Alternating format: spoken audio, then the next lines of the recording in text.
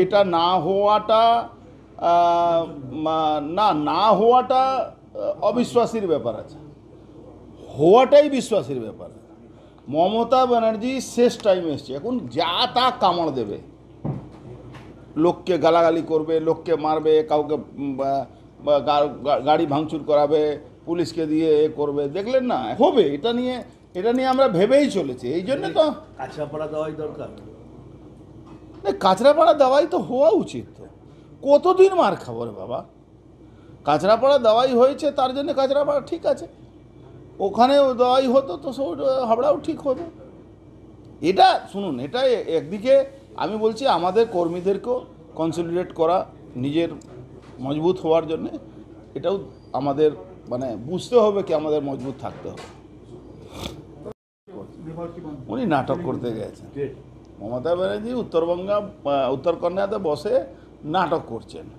উনি এই কি নাম নেপালের সমস্যা মেটাতে গেছে, আসলে ওই একটা নাটক করা ভালো উনি জানেন, উনি মানুষকে ভুল বোঝাতে ভালো জানেন। ও দেখেন না যখন ওয়ার রুমে বসে আছে, উনি ওখানে নেপালকে ঠান্ডা করে জানে ওয়ার রুমে বসে আছেন, সব নাটকবাজি আছে। আর কিছু কিছু মানুষ এটা দেখে ওনার দলের লোকেরা খুব খুশি হয়, তো ওই জন্য করেন। 13,000 বন্দী পালিয়ে গেছে বলছেন, আপনার জন্য মমতা বন্দ্যোপাধ্যায়ের মৃত্যুর দায়ী আপনি হবেন। মমতা বন্দ্যোপাধ্যায় আপনি খুন মহা মুশকিল আছে, আমি মমতা ব্যানার্জিকে খুন করাতে যাব কেন? বাংলার মানুষ ওনাকে সরিয়ে দেবে, বাংলা মানুষ ওনাকে তাড়িয়ে দেবে, আমার কি দরকার আছে? আমি এইসব কাজ করার লোক নাকি, আমি পলিটিক্যাল লোক।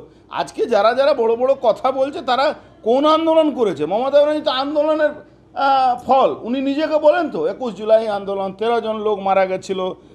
তো তখন তো সিপিএম উনাকে অ্যারেস্ট করেনি বা উনার নামে এফআইআর করেনি। আর উনার কিছু হলে, আমার শুনলাম উনার কিছু হলে নাকি আমি দায়ী। আরে উনাকে ইডি সিবিআই ধরলে আমি দায়ী, উনাকে এনআইএ ধরলে আমি দায়ী। আর আমি কি করে বলবো সম্ভাবনা? সেটা ইডি সিবিআই বলবে। উনি দুর্নীতিগ্রস্ত আছেন, উনার ভাইপো কোম্পানি কয়েক কোটি টাকা প্রপার্টি জব্দ হয়েছে, উনার ভাই প্রপার্টি জব্দ হয়েছে, তো তার দায় কি আমি? উনি চুরি করবেন, বাংলায় সব থেকে বড় চোর। ভারতবর্ষে যদি ইউপিএসসি পরীক্ষায় যদি প্রশ্নপত্রের মধ্যে আছে কি ভারতবর্ষে সব থেকে বড় চোর পলিটিশিয়ান কে আছে, তো 1 থেকে 10-এর মধ্যে বাংলায় আছে। তার মধ্যে 1 নম্বর মমতা ব্যানার্জি, 2 নম্বর অভিষেক ব্যানার্জি, 3 নম্বর ববি হাকিম, 4 নম্বর পার্থ চ্যাটার্জি, এরকম পর চলে আসবে। পার্থভৌমিকও আছে ওর মধ্যে, এই পার্থভৌমিক যে নৈহাটি পার্থভৌমিক ও আছে। 250 লোকের ওই গরিপুর জুট মিলের জমি দখল করে একটা স্কুল বানিয়েছে, সেখান থেকে 250 লোকের জালি করে সার্টিফিকেট বানিয়ে তাদেরকে চাকরি দিয়েছে প্রাইমারি স্কুলে। 12 বছর 6 বছরে না, 12 বছর পাক্কা হবে। আজ অফিসিয়ালি চুরি স্বীকার করেছে কিনা সরকার? অফিসিয়ালি স্বীকার করেছে এই সরকারকে আমি চুরি করেছি, এরপরে সাজা হবে না কি করে বলছেন আপনি? তার মানে জুডিশিয়ারির উপরে চ্যালেঞ্জ আছে, তার মানে তো বলা যাবে কি জুডিশিয়ারি ম্যানেজ হয়ে গেছে। 2000 পুলিশ নিয়ে থাকছে, উনাকে কে পাগল উনাকে মারতে যাবে?